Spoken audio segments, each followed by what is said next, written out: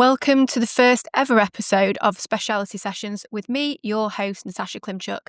I'm very excited to have my first guest on the podcast, who is David Jukes, CEO of Univar Solutions. Welcome to the podcast, David. Thanks, Natasha. How you doing? Yeah, I'm very well, thank you. And thanks for joining me today on the maiden voyage of Speciality Sessions as well. I really appreciate it. Well, I feel partially very honored and partially like a guinea pig. So let's just see how it goes. Yeah, we'll see how we go.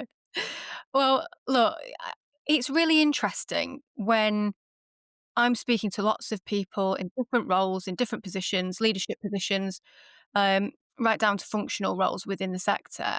And people have very, very different routes into the industry. What was yours? I started in a lab of making colors, 100 years ago in a lab, nearly 50 years ago to be honest, and then developed through commercial route, and was very lucky to have some great bosses who allowed me to be me, but still supported me Yeah. and gave me great opportunities. So I had some really great opportunities, very early in my career, very young in my career, and had the opportunity to go and study at London Business School, which was a fantastic learning process for me and great exposure. Came up through the commercial route. Now I've done business development, M&A, but I'm a salesman who got lucky. I mean, when we've spoken in the past, you mentioned that you actually turned down a university place to take a random job in the plastic space, which is also how you've ended up moving almost by accident. What was going through your mind at that point? And did you ever have any concept that this might turn into what did you say, a 50-year career? Yeah, nearly 50. Yeah. No, I ain't got a bloody clue. Look, I was brought up in the north of England, to working parents. My dad was a factory worker. My mum was a hairdresser. I had 3 university places. And, as it turned out, did actually get the grades I needed. There was one who actually made me have some grades. The other two would let me in because I played rugby. But I kind of thought that this was going to be 2 or 3 years of just having fun Mm, and not really getting on. I wanted to get into business in some way. I had no idea what that was. mm, In my world, you were either a worker or a manager. That was it. I had yeah. no concept about what that would be, and honestly, even until my parents died, and I had these fancy job titles. I worked around the world. I had no concept of what I did. They just Mm. knew I was a manager. Um, Yeah. so yeah, I took the punt to try and get some kind of commercial apprenticeship of some description, and applied for this job. There were these sales jobs on the side of the page, and I applied for this one and got it. My parents were devastated. My school was kind of shocked. What are you doing? What a waste! And I did. I moved away from home at 18, working in a lab, in Mm. a plastic lab, trying to formulate colors and living on my own in a bedsit in Coventry. And it was a big, exciting world. No concept about where I would go to. I had no concept about what being a business leader was. I Mm. just knew a really big world out there, and I wanted to be part of that really big world. It's interesting, that concept around, workers and managers. And I don't think that the viewpoint is too dissimilar now because when again, talking to lots of people in the industry, no one really understands all of the roles that are available to them. And certainly not at school, young people are now thinking, actually, can I formulate cosmetics or can I work in a lab and develop colours? They're just not conversations that we're having at school, So, really. And those so options aren't really open to us. How do you think that we can translate that better to young people? Because we need young people coming into the industry to yeah, to, to keep it going, right? I'm not sure it's changed over the course of 50 years, but when I went to a school's careers evening and said I wanted to go into you know business, I wanted to go into learn to be business, then I was offered, I was given a form about the National Coal Board. Go and work with the national. That was it. You want to be a mate. You can join the NCB. And of course, we had coal mines back in those days, so it wasn't quite such a random thing. I'm not sure it's changed, too much these days. And so, I mean, one of the things that I am passionate about is education. Mm, So things that I choose to support personally, and we choose as a business, are about education. mm, We have a program in the US called FOSSI, which is where we will invest in a student from an underprivileged background in some way to go and study chemistry, to go and get into the industry. We do other things. We did it in the past with the Chemical Education Foundation, a great little program in the UK called Chemistry with Cabbage. Um, the lady who runs this, just amazingly passionate on taking things into school like cabbages and explaining to kids what chemistry is. We have more to do as an industry to try and lean into schools. There was a group called the Chemical Education Foundation in the US. We supported them for many, many years. They used to have a You Be the Chemist competition for kind of 10, 12, 14-year-old mm. kids, which was great to get them into chemistry. Unfortunately, they've just thought that chemistry is no longer cool. So I think we ought to be proud about chemistry. We just need to do a lot more of these things to try and reach out to try and help educate people and excite people, because it is a great, great Mm. industry. It's a developing industry, it's a changing industry, and it is essential for life. It's essential for society. I think that there is a reluctance within the chemical space because because it sounds not very environmentally friendly, or whatever that those preconceptions might be. And you've called chemistry yourself as a good and noble profession. What makes you describe it specifically in that way?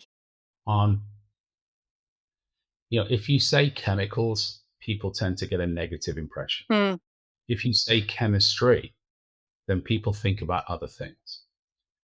And without a doubt, chemicals have been mishandled over the years, like many other things have, mm. like all kinds of industrial waste has been mishandled over the years, which we really need to consider and think about. But chemistry is essential for life. It's totally essential for life. We couldn't do this without chemistry. Most things I'm wearing would not exist without chemistry. You don't have any of these shampoos and soap. None of these things that exist around here would exist. Nothing you are wearing, you could wear. The plane you came in on wouldn't get off the ground. Yeah. Chemistry actually holds our life together. And so I think it is a good and noble profession. What got us through COVID? Chemistry. Mm, Whether that was, plastic gloves, yeah. whether that was drugs, whether that was the syringes that we got it in, chemistry gets us through on life. It makes our modern life possible. And okay, it has got some that there are things that the chemical industry has to own up to, Mm, hasn't 100%. always been as um, true and honest as it should be. But sustainability is essential to what we do as a business. We wrote our first sustainability report in 2008, long before it was a zeitgeist. Sustainability was at the core of what we do. I think a lot of other chemical businesses are like. So yeah, I think if you say chemicals, people kind of go, ugh. If you say chemistry, it's a wholly different thing, because chemistry makes our lives possible. And chemistry is probably the answer to a lot of the problems that we kind of caused ourselves. You can't have solar batteries without chemistry. a lot of these very modern, newfangled industries, chips, solar cells, whatever it is, all require old-fashioned chemistries to make them. Mm. So, chemistry really is. It's in the end, all we are is chemicals just bolted together. Yeah. So it is. I think it is a good and noble profession, and that's what's driven me through the years. It's always been changing. It's always been developing. You learn, you move on. You learn from some mistakes, Mm. um, but then you move on and learn and adapt and provide new solutions. Yeah. And I think that's why it's a really exciting place for people to be. So you've spoken before about a turning point early in your leadership journey where you first became the president of Univar Europe and a coach told you that you were playing a role. What was the context around that? Um, sure. Well, I mean, this was at the time the biggest job I'd done. I'd taken over from someone else who'd had a very different style, very different approach from me, who'd come in from a very well known company, which was people from that company it's from GE. It's very reputable company. So you kind of think they must know things. They're smart people, must know things. And then I was put in to run the business. And what do I know? I just come from distribution, and I'm now running this pan European business. But it was it was a pretty tough time, and didn't I wasn't doing the job well. I just knew it wasn't going well, and I wasn't sure what it was all about. Um, and I trust my instincts, but I didn't know whether I could do this job. I was very, I am naturally kind of reflective. So we did have a coach who'd worked with us, and I went and sat with him just before Christmas and said, I need to ask you, do you think I can do this job? And he said, no, which was quite a cold shower at the time. And he said, you are playing the role of Mm. the president. So I went kind of over the Christmas period. I had time to think and reflect. I came back and thought there is inevitability that if I carry on this way, I'm going to be fired. And it doesn't feel natural to me. So why don't you just do what's natural to you? Why don't you just do what you think? Act how you feel, not act how you think people should expect you to feel. Someone told me it's not about how I see me. It's not about how you see me. It's about how I think you see me.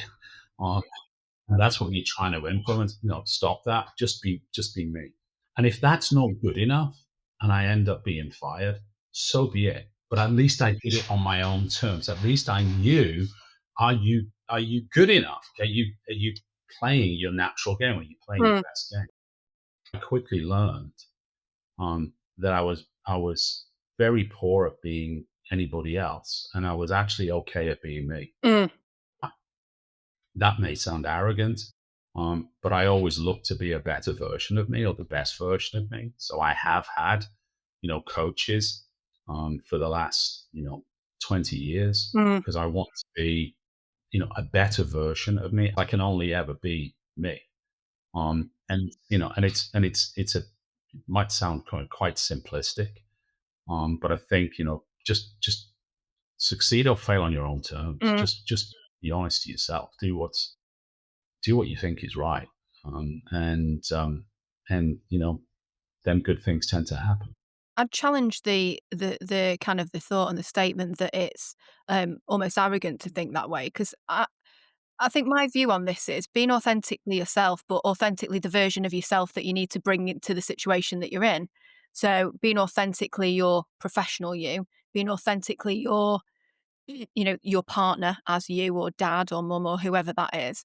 Um, I think that's how you ultimately you're building trust with the people around you, whether it's peers or people that are reporting into you or, people that you're leading through a business like Univar.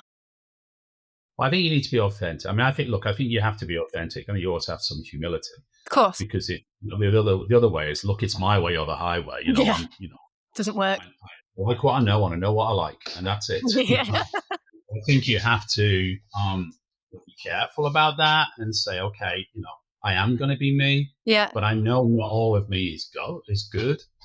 So I need to do things like surround myself with people who are good at the things I know I'm not. So collectively, we can make a bigger impact. And so I do think learning and self development. I think self development never stops. Mm, It continues and continues, and being prepared to challenge yourself and your thinking on whether as a partner or a dad, CEO, or whatever, but always being authentic. Always being authentic. One of the things I I've done again for 9, 20 years is I have there's an email address that you can send questions to in our business, which is wholly anonymous. And I've never, ever, ever wanted to know who asked the question. Never. But my deal with the business is you can ask me anything. I'm yeah. going to tell you what I think. Yeah. I might not like your question. You might not like my answer, but the answer is going to be authentic. Sometimes that gets me into a bit of trouble. But You live it's by the it's sword and you die by the sword in that case. yeah, yeah, Yeah. absolutely. Yeah, Yeah. yeah. And I think, if you're going to be leading people through change or transition or risky situations, at least if you're authentically yourself, people have got a level of trust there. Again, people might not like what you think or might not like what you say. You might have difference of opinions, but at least people know that it's coming from the right place. You've made some big calls during your time at Univar. Nexio, um, you integrated that weeks into your CEO position. You're making those big decisions.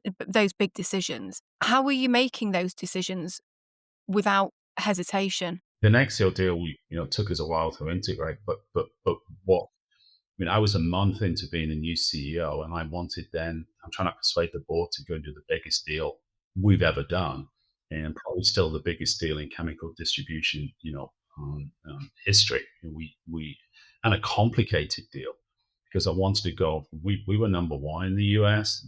Next year were number three, but they had half their business we didn't necessarily want to own, Mm. um, and half of it we really did. So I had to go and develop a plan where I could buy the whole thing, but spin this thing off really quickly. To get because I couldn't get my leverage down fast enough, so I had all kinds of constraints in that, and I love that. I love that intellectual, puzzle. We talked about it. Can you do the triple cell code? Can you actually do this thing? It's a complicated deal to do, um, but um, I was sufficiently convinced of the compelling logic of this, and that difficult as it was, um, the alternate of not doing it was pretty dire. I think not straight away. Um, I remember quoting Shakespeare to the board. How did that go?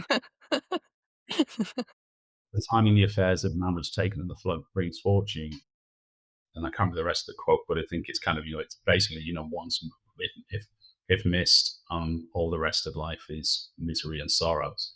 And he's like, look, this might be difficult to do, and it might be a tough thing to do. Here's a compelling logic about why we could do it, Mm.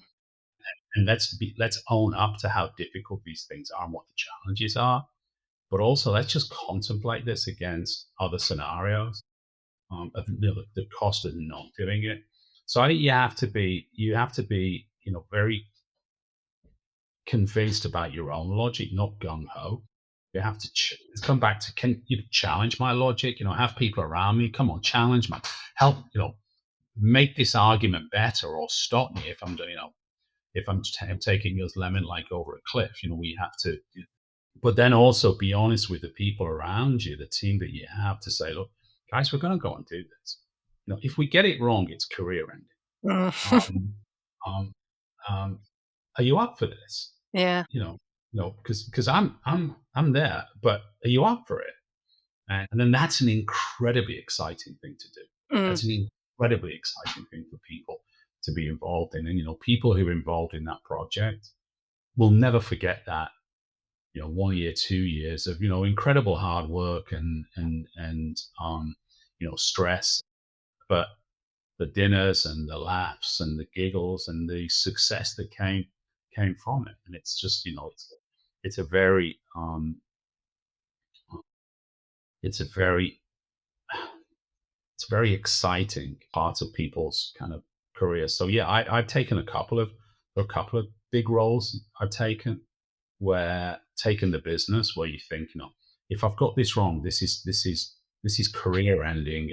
There's a great line, I think it's Mission Impossible 2, where Anthony Hopkins is talks to Tom Cruise and he said, um, "Can you do it?" And he said, Tom Cruise says, "Oh, it's going to be very difficult." And Anthony Hopkins says, "Well, this is Mission Impossible. The difficult should be a walk in the park." And what does an experience like that teach you about resilience and bringing people with you through uncertainty? Because, like you say, you're positioning something and saying, look, if this goes well, this is great. If it goes badly, this is career ending. It's got to be really honest with people. I mean, first and foremost, let's recognize this is just a job. It's Mm, not real. mm. Real life is what happens, in our personal lives. Real life happens somewhere else. So this is only a job. So let's not, okay, a jobs matter and it's important. I don't belittle that. But, if we get this wrong, no one's going to die. No one's going to get hurt. Um, we just mess up our CVs, um, have a difficult time for a while. But I think you just got to be really straight and honest with people and lay out the story. If we have to let people go, it's usually not your fault. But we'll treat you with honor and dignity and respect and make sure that we look after you properly. Um, but this is just what we need to do to protect the livelihood of 9,000 other people or whatever. So you just got to be really clear, really honest, communicate, communicate, communicate, and do it in the simplest possible language. You have seen the industry go through many cycles. Yeah. We are in a challenging time for the sector, to put it mildly. Um, you said have said you yourself have said that we're witnessing the death of the European chemical industry. What gives you hope? Because I think we're all very focused on everything that's going badly at the moment. But where do you think the positives and the opportunities are? Well, I think, when I say the death of the European chemical industry, I mean the chemical manufacturing industry. Mhm. The reality is that most chemical assets in Europe are old, are subscale, and we have expensive feedstock. We have expensive energy, and we have expensive feedstock. And over here we've got the Middle East, and over there we've got the US, and they have endless supplies of low cost energy and world scale plants. And then we have China that works on a wholly different economic model completely. So it's really hard, and getting harder and harder and harder for European chemical industry to survive. And governments, don't seem keen to support it in any way. And I think Jim Ratcliffe is very outspoken on this topic at the moment, but I think he's right. He's right. So, what it means is for Europe, a bit like in our energy, we are now going to be much more dependent on trade flows from other places, and in a world of deglobalization, that's a little more difficult than it used to be a few years ago. A few years ago, we just opened our doors and said that's fine, globalization works. We're moving into a kind of deglobalized world, post Yalta world, and so we need to kind of think about that. But we have some of the most innovative, you know, people on the planet, Mm. and we need to encourage and develop that.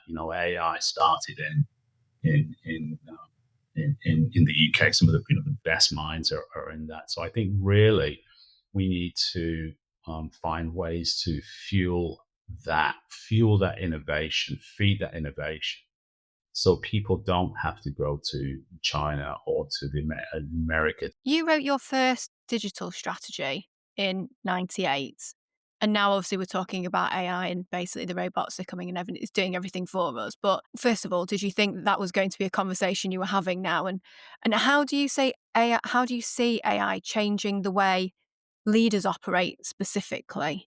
Well, yeah, no, I did write our first strategy in '98, and then joined the dot com in 2000, and expected to be talking to you, today from my remote island somewhere in the Pacific that I own.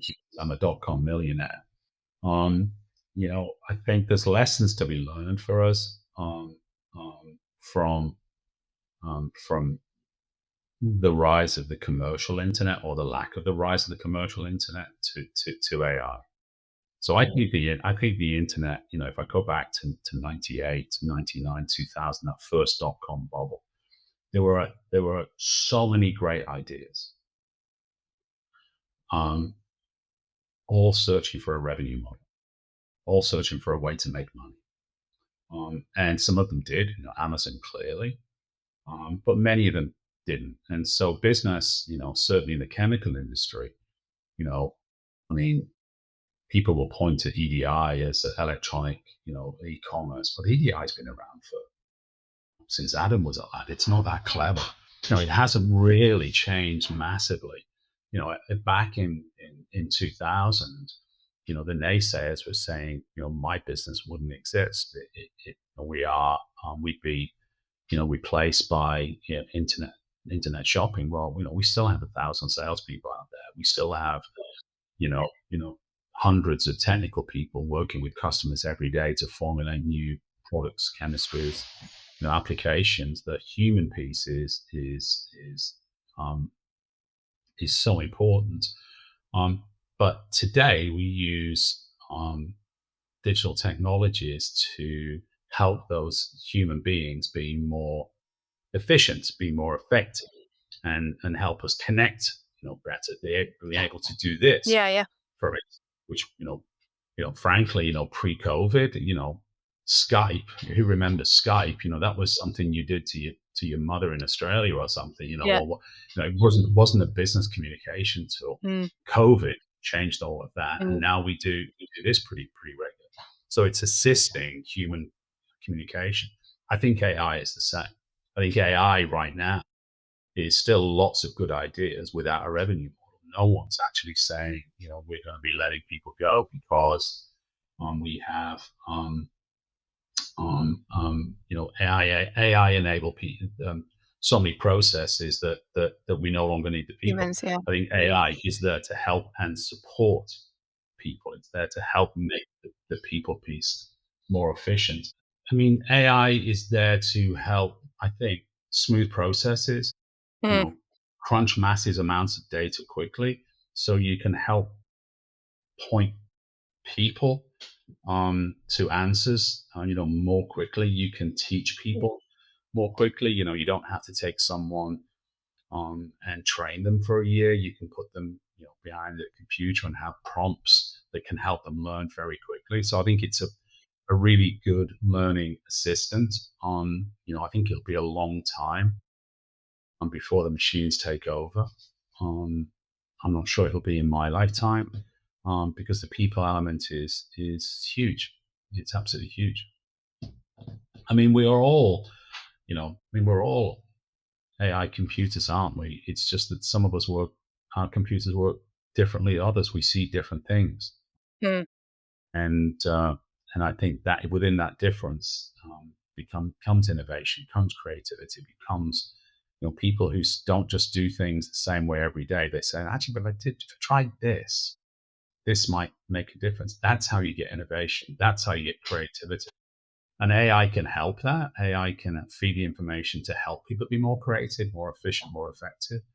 But at the moment, I think it's incredibly early days, I agree. and Mm, it's going to change the world. And yes, it will in some ways, but it's a mm. way off. And I think the implementation of that will be with the next.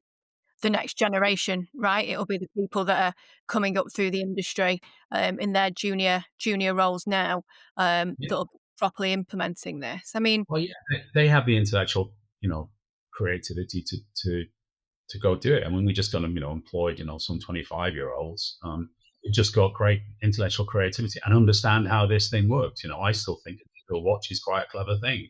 You know, um, it's way past me. and I mean, this is a whole other podcast topic, but then that also feeds into, bringing the new generation of people in the chemistry space. How are you attracting them? How are you reaching them? And maybe that's like saying a totally, Yeah, new conversation. But yeah. if you could speak directly to the next generation of leaders, policymakers, because that's what we've spoken about from the beginning, is how it's viewed as an industry. What would you want them to understand about the chemical industry's value to society? Well, I mean, first and foremost, the chemical industry is essential to society. I think, let's be honest, uncontrolled, it will do damage. Working in collaboration with governments and with educational bodies, chemistry is essential for life. I mean, as I said, if we stop delivering, we run out of fresh water in 3 days. When COVID hit, I was going around to our warehouses, um, which when everybody else was, marooned at home, those guys were still working and still delivering. Why? Because it's So essential. yeah. Because if you don't, society breaks down.